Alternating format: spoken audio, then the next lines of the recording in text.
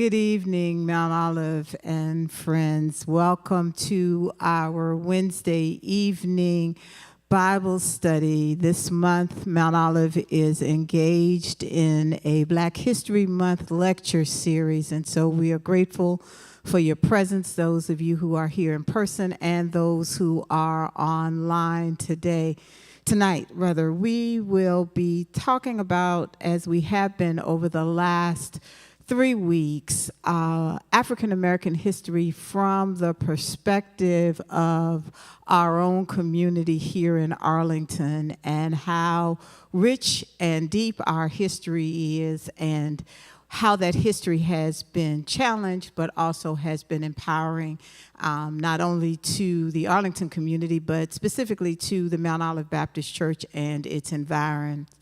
Let us have a word of prayer as we begin. Gracious and Almighty God, we come this evening, Lord, to first thank you for who you are. We thank you for this day that we have seen. We thank you, God, that it is warmer this Wednesday night than it was last Wednesday night. We are grateful, God, for 50-degree weather, and we recognize that you do all things well. And so now tonight, God, as we gather in this space, we ask that you would open us up.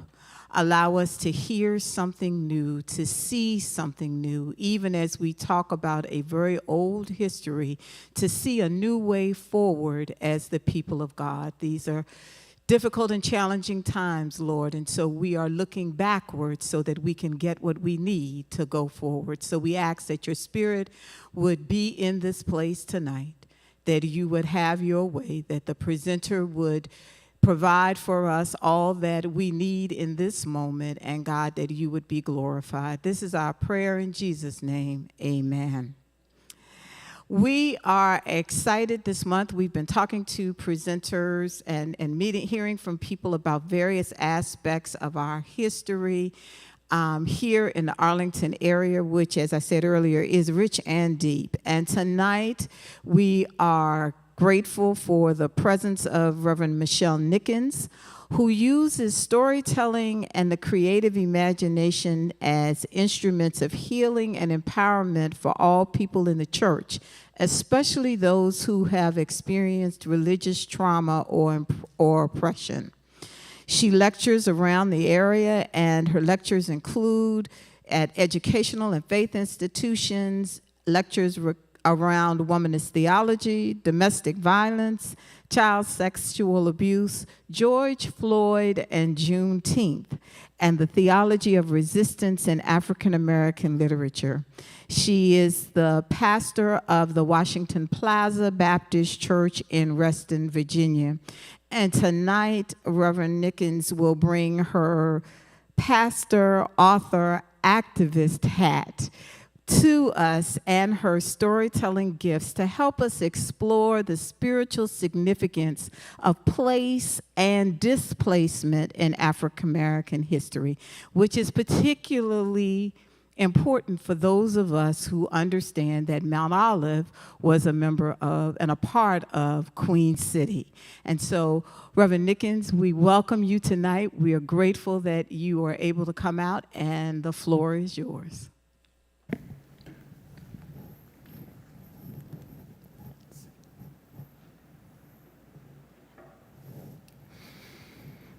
Well, hello, my friends. Thank you for that warm introduction.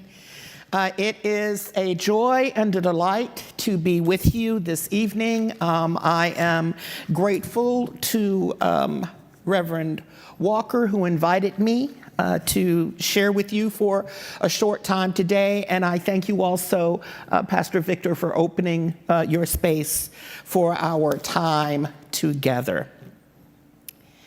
I am a storyteller. That is what I do. And one of the things about being a storyteller is you need people to lean in.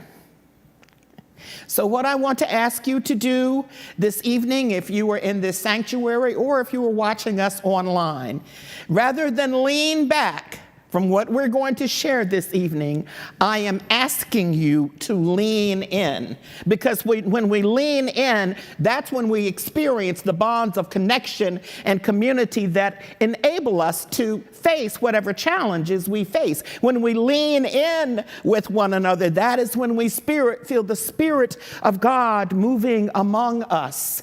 So even though we may be scattered in the sanctuary, I ask you that in your spirit, that you would lean into me as I lean into you.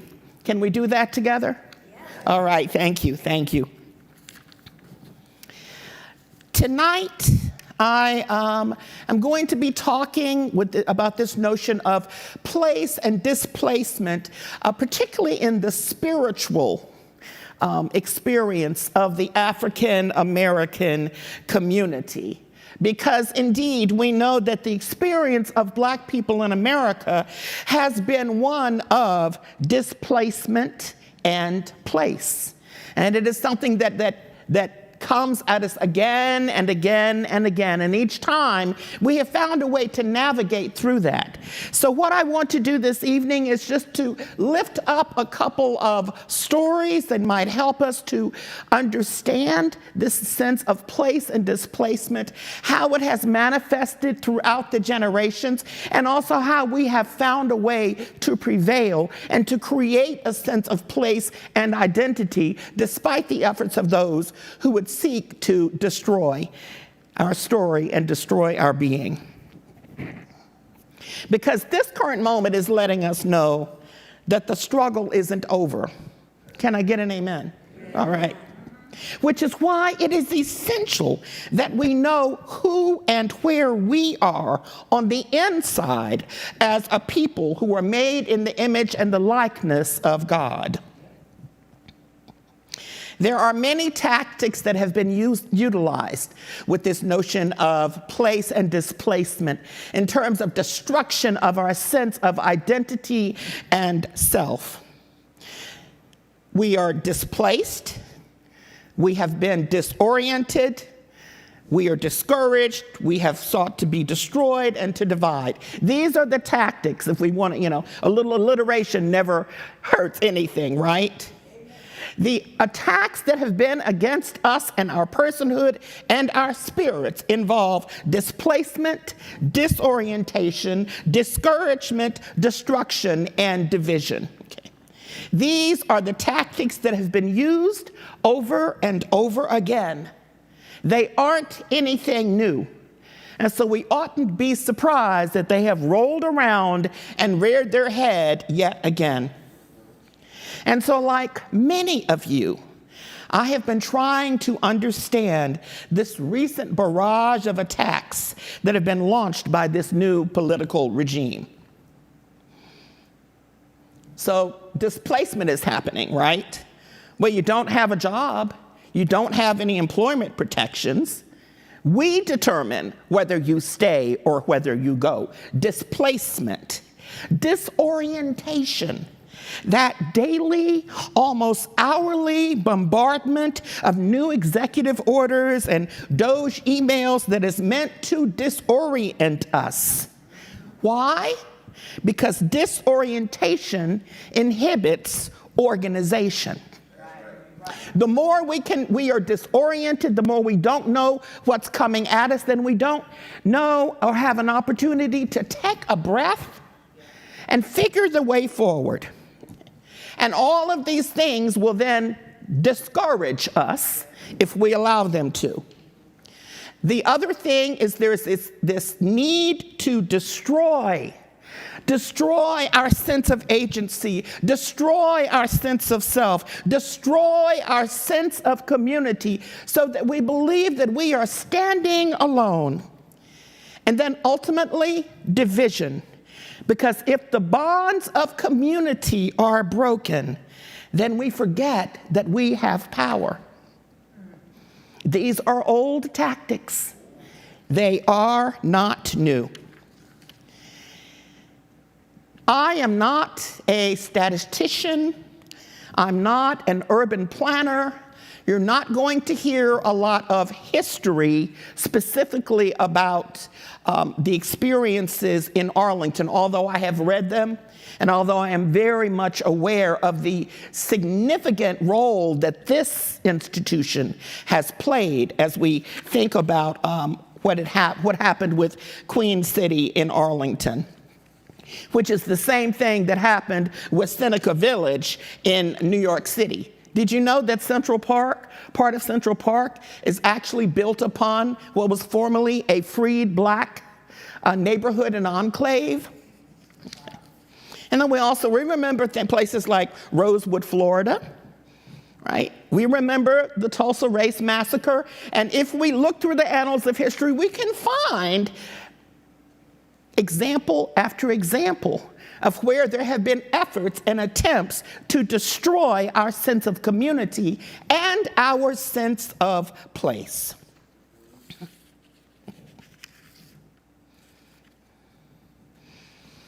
I said I'm not a statistician. I'm not an urban planner. I'm not primarily a community organizer, although I do all of those things, because we know each of us can wear different hats at different times, right? But my friends, it has taken me almost a lifetime to figure out what I am. What is my contribution to the cause of truth and justice and the establishment of what Dr. King called the beloved kingdom or the realm of God? I am a storyteller. It's what I do. It's how I minister. I am a storyteller, and I look and I listen for stories that rise up from the people. And then I try to give voice to those stories. Because part of our power as a creative people is our ability to interpret and to communicate our story, to tell the old story, and then also to reinterpret it for this present age. Not just after we've come out of the other side, but how are we telling our stories in the midst of it? And how do we claim our space, our place, to stand on our stories and allow them to give us guidance and inspiration going forward? Place and displacement has been part of our ancestral story from the very beginning, hasn't it? I mean, if we go all the way back, what was our first experience of displacement? Yes, the African diaspora. The African diaspora, we have to go back and start there, right? A captured people transported across a vast body of water larger than any one of them could probably have imagined at that time, and then spat out upon the shores of a strange land where people speak strange languages. Displaced, disoriented, and discouraged. Which way is home? Where is my family? Where are my people? Disorientation. And the slavers said, you don't get to tell us what your place is. We tell you your place. You go where we tell you to go, and you do what we tell you to do. Displacement, dispowerment, disorientation. And then once on the farms and the plantations, there were restrictions. Restrictions to our movement, restrictions that kept us divided. That's another one of those D's, right? Because we know that our oppressors back then, and even still now, live in constant fear of an uprising. So they made sure that there were no spaces where resistance could be fomented. They made sure that there were no places where people could come together and speak encouragement into each other and say, keep your head up, keep your spirit strong. They made it impossible for people to gather and have honest conversations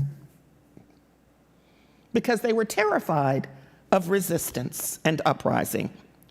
And so therefore, you couldn't gather unless it was under the eye of an overseer or an owner, right? You couldn't even worship unless it was under the eye of an overseer or an owner. Again, you have no rightful place to call home. You have no rightful place to sing your songs, to worship your gods, to create community among yourselves. Did they succeed in stopping us? No. They did not. And I know some of what I'm going over here you may already be familiar with, but it's important sometimes to hear these stories over and over and over again so that they get down in our spirit. Did their restrictions on our gathering stop us? No. We know that there were secret meeting spaces known as hush arbors or brush arbors. Secret places where they could gather to pray, to worship, to sing, to dance. Secret gatherings deep in the brush where they could practice embodied worship through dance, where a stick beat against the ground took the place of the drums that had been prohibited. An iron pot laid in the center of the circle into which they could speak their prayers, trusting and believing that God would hear them. We, as a people, have always found a way to make our sacred space that will ground us. We have always found a way to tell our story, to sing our song, and to testify that we are here and we shall not be moved. Because when you know who you are on the inside, when you know what root and grounds you on the inside, therefore what happens on the outside, you can stand up against it. But it is also necessary, my friends, for each generation to reinterpret that song in a way that can be heard.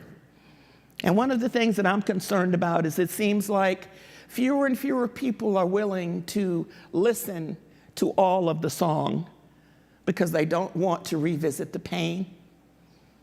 But if you don't revisit the pain, you will never experience the blessing that comes out the other end. We are strong enough to endure the stories because at the end of the story, there is the blessing.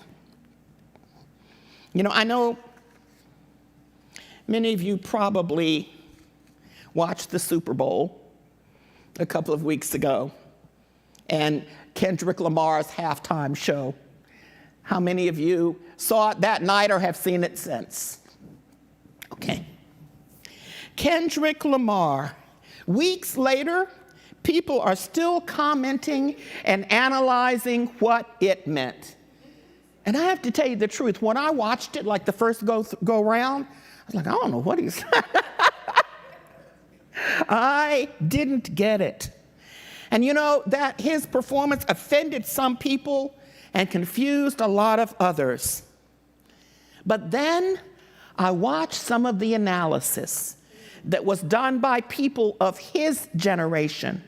And I allowed them to tell me the story. I allowed them to interpret what I saw so that I could understand where he was going. And I began to realize that what we witnessed was a masterful retelling of our story through art and music and movement. He was telling the story for his generation. And he claimed that space on not just a national stage, but a global stage. And if you watch TikTok or anything, people all over the world are doing his little dance. And I mean, it has inspired people in a way that is truly amazing because that is the power of telling your story. At a time when contemporary music seems fixated on rampant materialism and popping bottles and all of that kind of stuff, right? At a time when people seem ignorant of their history and yet they are considered thought leaders, I thank God for Kendrick. I thank God for a man who knows his history and is bringing it forward for his generation. I thank God for his intelligence, his artistry, his love for Black people, and his commitment to speak the truth and make it plain. And let us not forget that Kendrick Lamar, the confusing rapper, was awarded the Pulitzer Prize for Music in 2017. Do I understand everything he says? No. But he stands in a long tradition of storytellers throughout Black history. Beloved, everybody has a story, and that story is the thing that grounds you and that keeps you from losing your orientation and feeling dizzy and displaced. One of my favorite hymns is Blessed Assurance by Fanny Crosby. Not only because Fanny Crosby was a woman who wrote over 500 hymns, she was a blind woman who wrote over 500 hymns, and they appear in hymnals all across the world. But in that hymn, Blessed Assurance, she writes, "This is my story. This is my song, praising my Savior all the day long." She invites us, as we sing that hymn with her, to claim our story, to plant our flag, if you will, and to declare that this is my place and this is my story. And for most of us, it is a bittersweet story. Maybe you like milk chocolate. I like bittersweet. I like my chocolate chip cookies to have bittersweet. I like my bitter and my sweet mixed in together. It makes it a richer experience, right? Our story is a bittersweet story, but that's one of the things that makes it so tasty. It's like Frankie Beverly sang, joy and pain, right? Like sunshine and rain. It's a bittersweet story, and that's what gives it depth and dimension. Some of us readily embrace our story, whether it is the story of a people or whether it is our individual story. Some of us run from it for various reasons. Maybe we're not strong enough to face it. Maybe we are overcome with shame about what our story might entail. So I want to ask you tonight, before I go any further, what is your story to tell? And why are you keeping it to yourself? What is your story to tell? And why are you keeping it to yourself? And where is a safe or a courageous place to tell your story? Are we as a community creating safe places to tell our story and get real?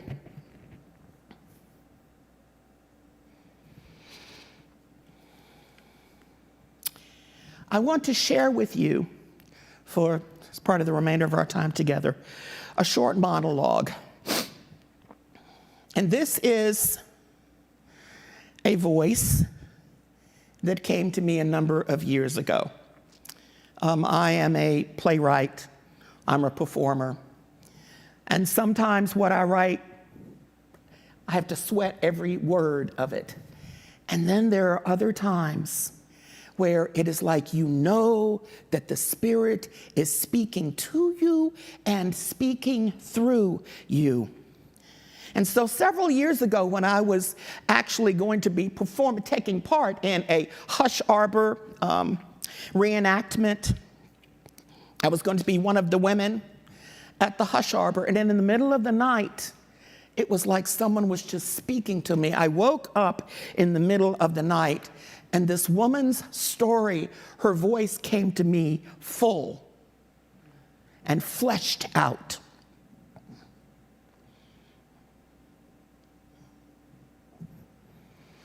So I was surprised, actually, when I realized that she had something to say to us about this particular topic.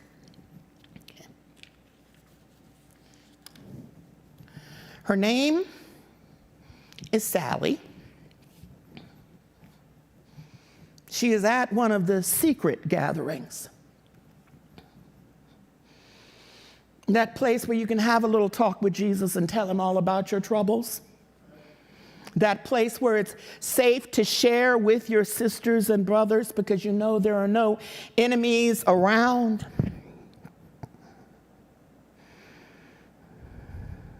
And so Sally is in the circle. She's holding the stick.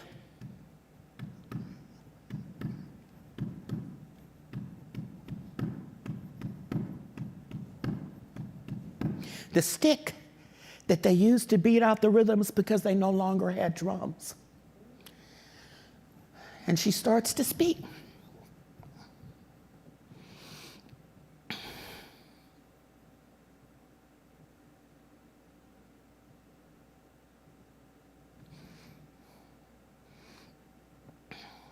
My sisters and my brothers, my heart is low tonight. Because y'all know that they sold off my boy last month.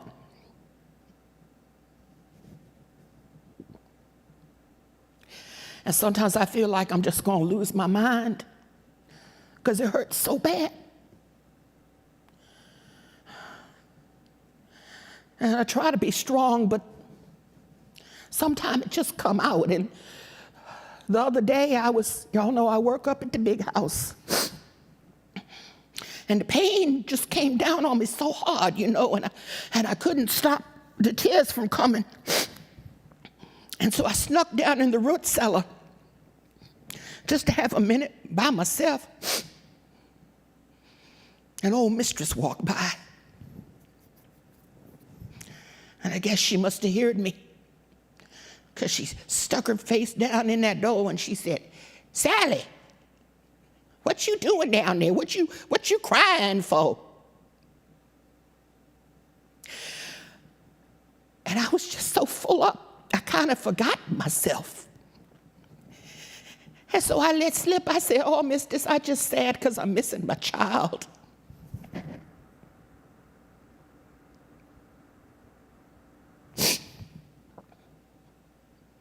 And she read back and looked down her nose at me. Y'all know how she do.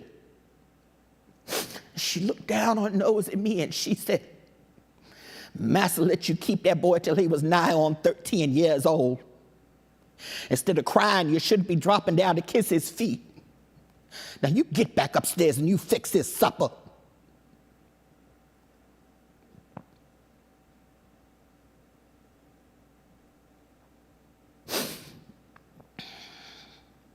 My boy is 13 years old. And if any of y'all who gets to go around to the other farms and things, if y'all hear telling him, please, please let me know where my child is. He's 13 years old. His name is Thomas. And he got a little scar that looked like a gourd behind his left ear.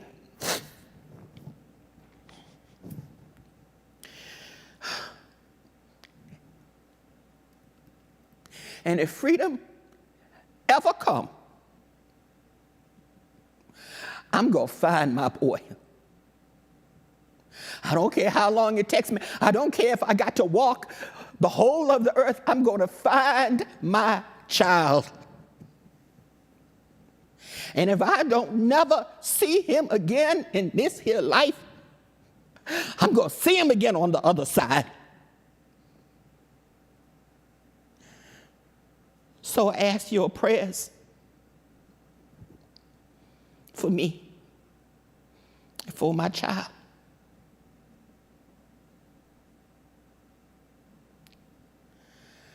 Oh, Lordy, my trouble's so hard. Oh, Lordy, my trouble's so hard. Don't nobody know my troubles but God. Don't nobody know my troubles but God. Oh, Lordy, my trouble's so hard. Oh, Lordy, my trouble's so hard. Don't nobody know my troubles but God. Oh, don't nobody know my troubles but God.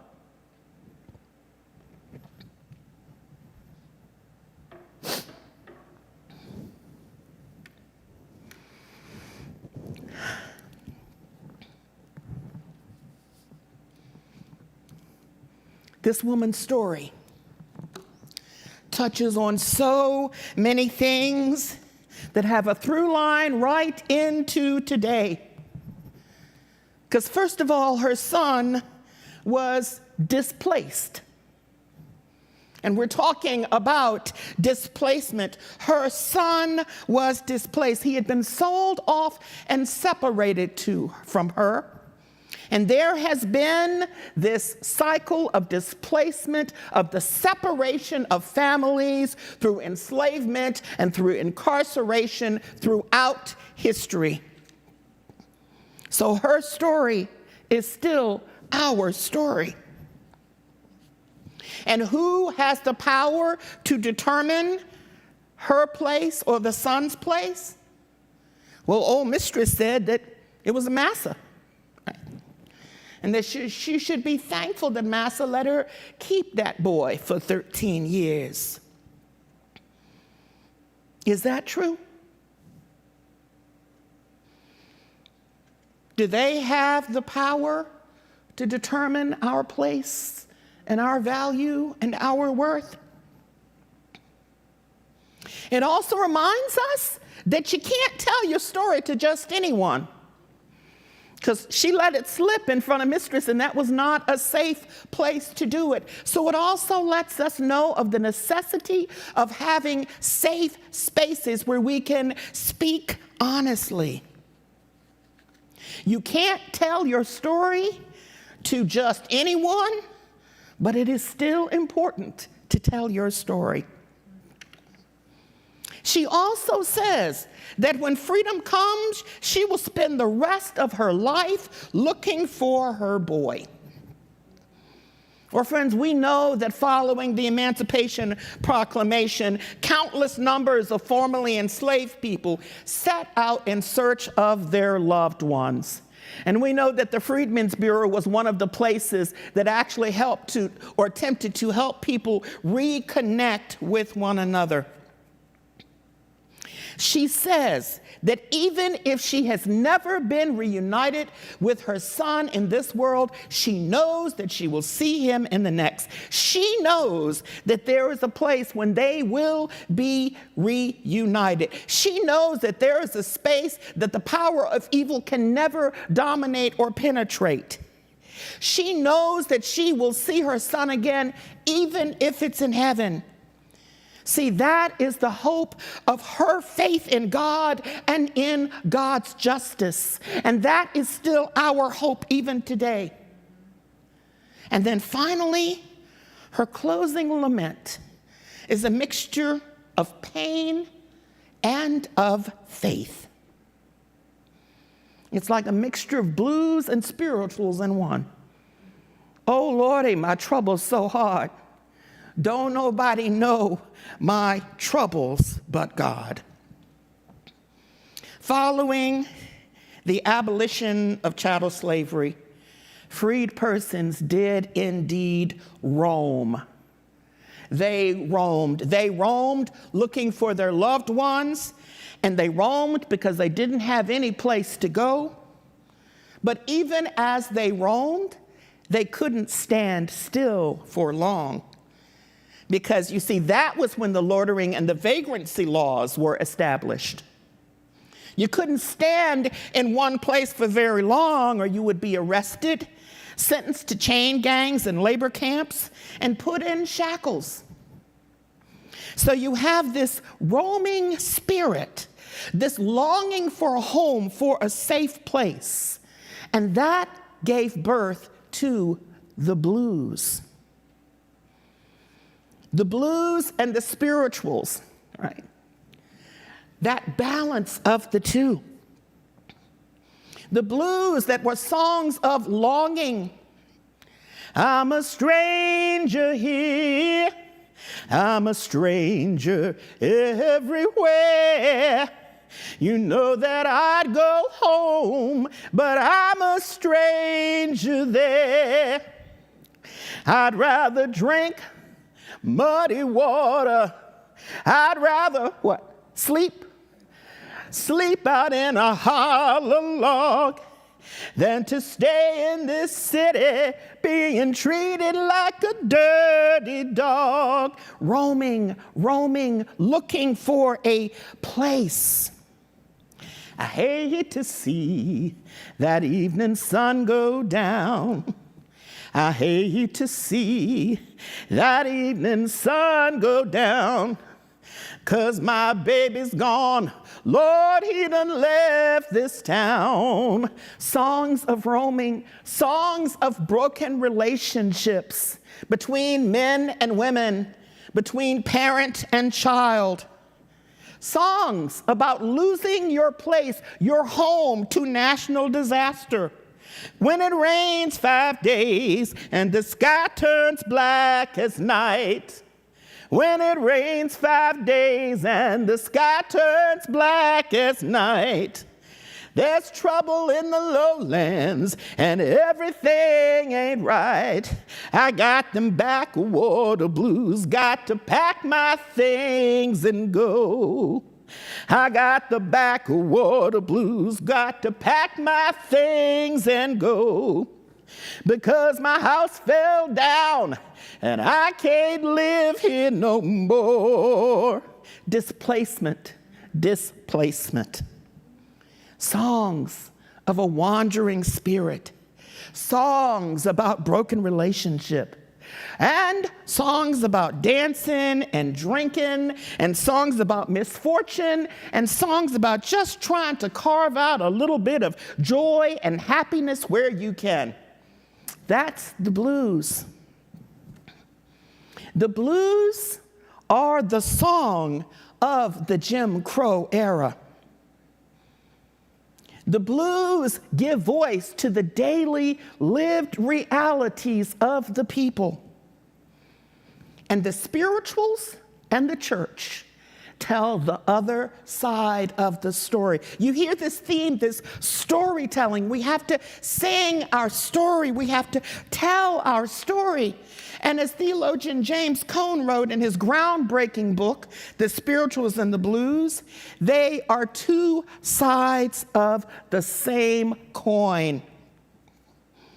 And to some degree, most of us have lived in some combination of the two, because the roots of our African spirituality are still in us. And African spirituality is not binary. It is holistic. It has the space to hold the totality of the human spiritual experience.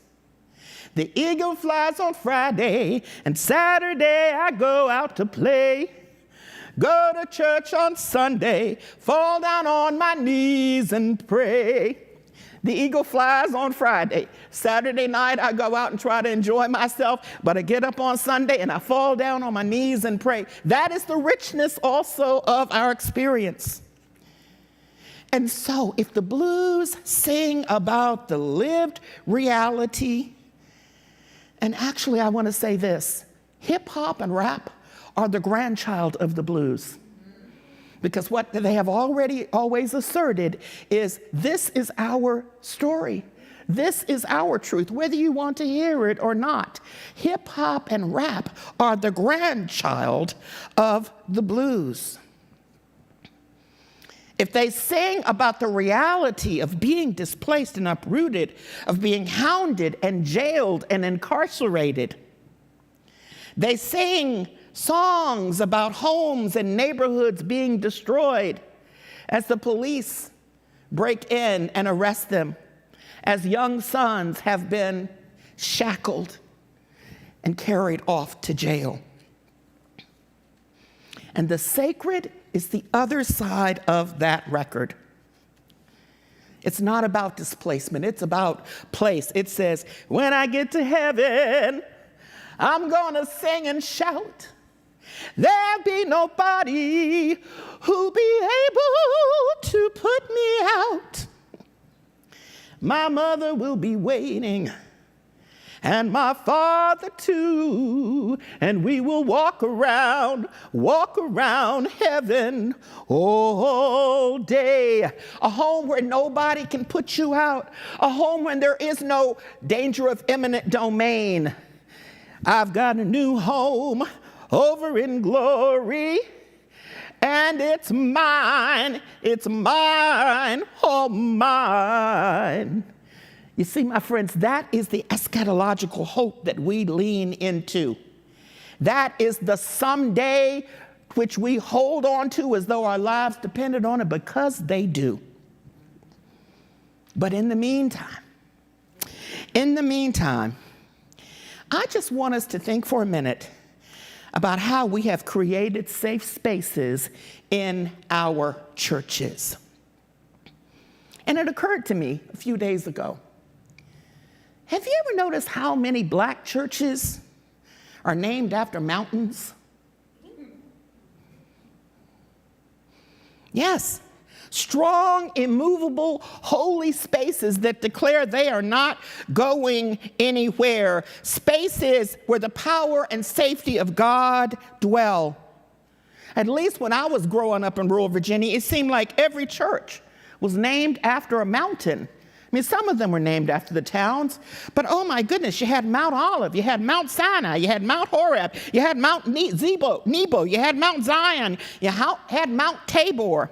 My two family churches were Little Zion, another mountain, and Second Mount Morris, and I have no idea where the first Mount Morris is. All of these mountains about being strong, rooted, immovable, and safe. Places big enough to hold our praise, hold our beauty, and hold our story. And so, yes, beloved, we have known the indignity of entire neighborhoods being destroyed by eminent domain. We know that this society has burned down entire towns to the ground. We know that our communities have been rounded up and imprisoned, whether under Jim Crow, whether because of the civil rights movement, or because of unjust drug enforcement policies. The agenda of displacement and destruction are not new. And so we should not be surprised. Their bag of tricks is limited. And beloved, you know, there were 3 or 4 decades that we had to celebrate our history, to celebrate the fact that it seemed we were finally included as a part of this nation's story. Our history was being taught in public schools. It was celebrated in federal holidays for Dr. King and for Juneteenth. The nation elected a black president twice. It seemed as though we had finally achieved a semblance of permanence of place and standing.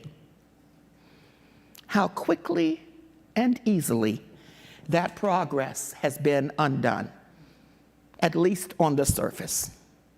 By weaponizing terms like woke and DEI, which we know are just buzzwords for racism and black folk. Executive orders have erased us from websites, have outlawed the teaching in our educational institutions, have declared that any reference to race or oppression is now racist. the supremacist powers that be have attempted to take control of and reinterpret our story. We are being erased and displaced from American history, or at least that's what they think is going to happen. We know better. We know that there are institutions like Mount Olive who are committed to ensuring that our history will go forward, that it will not be erased. If it's not being taught in the schools, then it will be taught in the Sunday school classrooms. We've been through this before. We remember the Freedom Summers. We remember the Freedom Schools. We have the knowledge, the generational knowledge to withstand what is in our midst today. And it's sad that if the check is large enough, if the appeal to personal greed and lust for power is seductive enough, some of us will fall in line.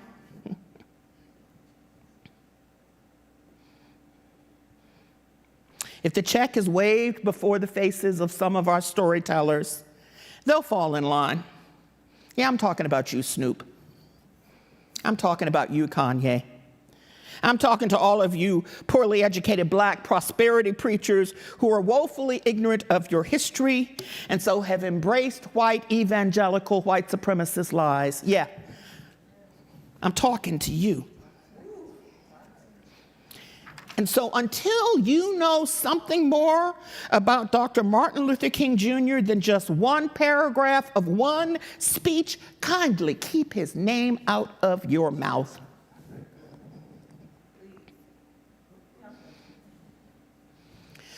Right now, and I'm coming to my close, we have the destabilization of the federal workforce happening right now.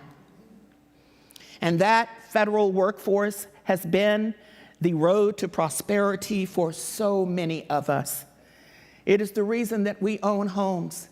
It is the reason that our children can go to school.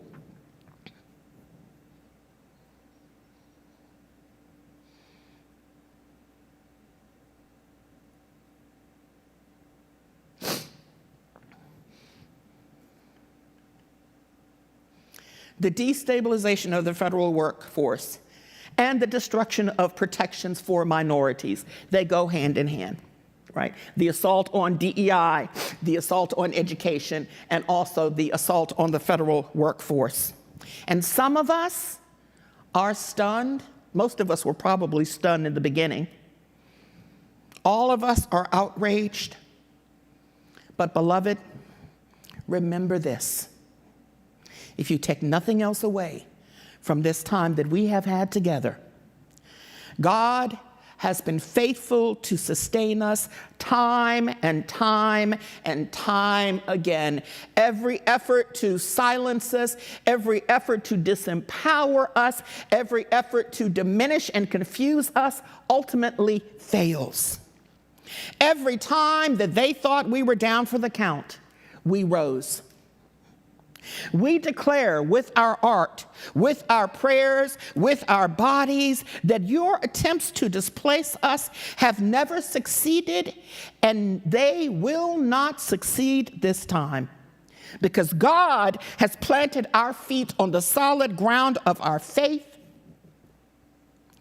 And our ancestors long ago discovered and understood that when you know that you are made in God's image, when you know who is the rock of your salvation, you take it with you wherever you go.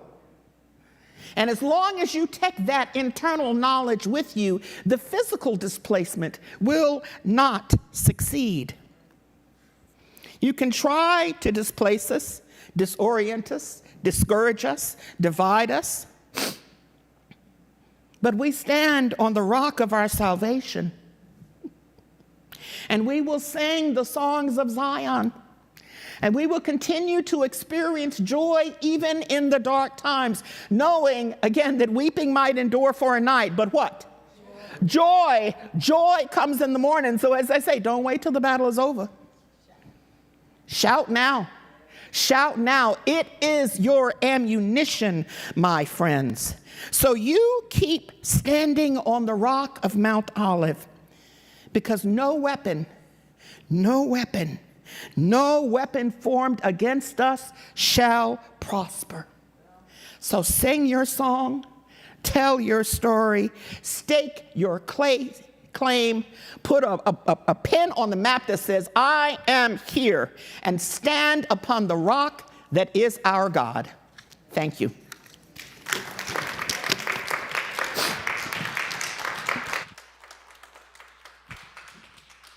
Thank you, Reverend Nickens. It's so good to have a friend who says yes the first time you ask them. And it's also, each of you now know the things that we talk about every afternoon. So I'm grateful that you were here. We have just a couple of minutes. If there's any questions or comments, you please come to the microphone. Okay, thank you. Well, this is the last presentation in our Black History Month lecture series. We thank each and every one of you who tuned in online and who are here in person for your attendance. And we look forward to seeing all of you on Sunday. And we have announcements. Thank you.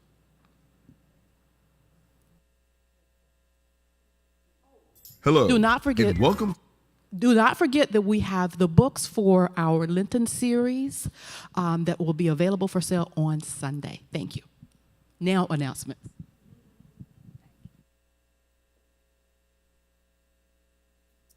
Hello, and welcome to Mount Olive Baptist Church. Here are your upcoming events and announcements for this week. Get ready for a season of reflection, inspiration, and renewal. Join us every Wednesday at 7 p.m. from March 5th through April 9th for our Lenten services. We have an extraordinary lineup of guest preachers who will uplift your spirit and guide you on your spiritual journey.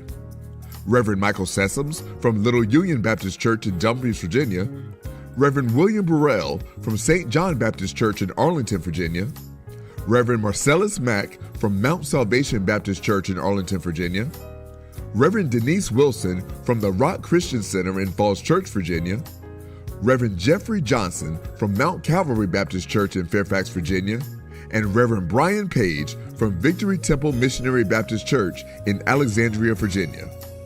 We warmly encourage in-person participation, but all services will also be streamed live on our social media platforms. Let's come together in faith and community this Lenten season. See you there. New for Lent, Turning the Tables, a Lenten journey of justice and renewal. This Lent, Mount Olive Baptist Church invites you to embark on a transformative journey inspired by the radical ways of Jesus. Reflecting on his ministry of disrupting power and uplifting the marginalized, we will explore how we can turn the tables in today's world. Join us for daily meditations and Sunday Zoom gatherings at 5 p.m. for enriching conversations on faith, justice, and action, guided by Kathy Escobar's Turning Over Tables, a Lenten call for disrupting power. Books will be available for purchase in the Welcome Center starting today. The journey begins on Ash Wednesday, March 5th. Register to receive the Zoom link at mtolivebc.org/Lent. Be ready to reflect, learn, and act.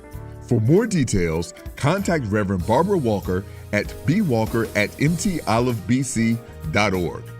Let's build a world where justice, healing, and equity reign supreme. Get ready for an unforgettable night of fun, learning, and glowing up. Parents, bring your children out on March 7th from 7 p.m. to 7 a.m. the next morning for the Teen Glow Up Lock-In, Skills, Wellness, and Fun event. This exciting event is designed for ages 11 through 18 and promises a night packed with fun activities and impactful information. Bring sleeping bags, pajamas, slippers, or flip-flops, and a pillow. Boys, don't forget to bring a tie. We'll kick off the night with a delicious meal where the youth will learn all about etiquette. Throughout the night, They'll receive awesome gift bags, learn about hygiene, hair, skin, and nails, and practice healthy steps for mental health challenges. We'll also have a girls versus boys challenge to keep the energy high and the fun rolling. Register now at mtolivebc.org/Kids Night. Men of Mount Olive, join the Boys Character Club mentoring program at Hoffman Boston Elementary School. We are seeking men to mentor boys every Thursday from 8:30 a.m. to 9:15 a.m. If you're interested, please sign up online at mtolivebc.org/mentor. All mentors must undergo child protection training. Did you know you can receive all church announcements sent directly to your inbox? To get these announcements and more, please be sure you are signed up for our email newsletter. To sign up for our emails, please visit our website. We are committed to keeping you in the know of what's happening here at Mount Olive. Thank you for listening to our upcoming events and announcements for this week. Stay safe and stay blessed.